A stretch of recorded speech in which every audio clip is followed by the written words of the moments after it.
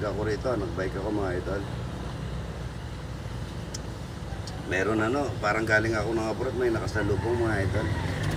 Si Commander Taloy. Saka si pangalan, Mike, Maagang sumasalubong mga idol. Parang galing ako ng ibang bansa. Umaga nakasalubong. Yung pa yung isa, si Boyat, Tatlo yan mga idol. Anong gusto mo, Ang Kaloy? Maaga ka? Ha? Anong gusto mo? Mamingay ang Panginoon. Anong Panginoon na mamingay? Mike, ampurin mo. Anong gusto mo, Mike? Ba't nandito ka, aga-aga? Wala kang pambiling imperator. Ang pinasal eh. Pandemic, walang pagkain yung mga anak ko. Kaya pinuntahan kita, boss. Patay tayo yan. Baka maagang-maaga. Hindi, ano yan? Blessing yan. Oh, bless. Ako pa, kahit nakaupo na ako, alam niya ang ko, gaya. Gaya niya. Ilan taong ka na, Ang Kaloy? Ha? Ilan taong ka na? 24. Batang bata. Kaya nila mga idol, kararating ko lang dito sa gate ko.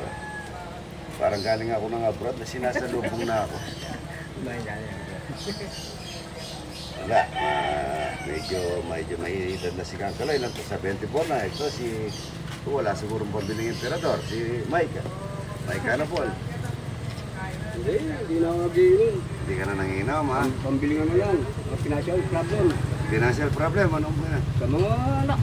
Ilan taong ka na ba? Hindi ako. Bata mo, 6 na taon lang ang tanda mo sa akin eh.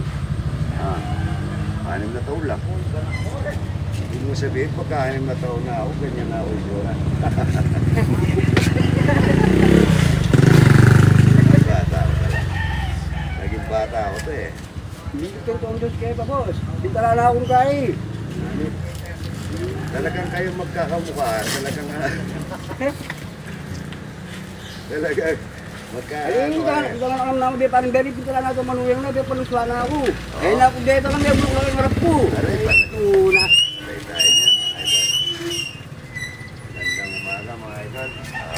Napakaganda ng umagang ito. Tingnan mo, ang daming nakasalubong. O yan, Mike. Magandang umaga po, mga idol.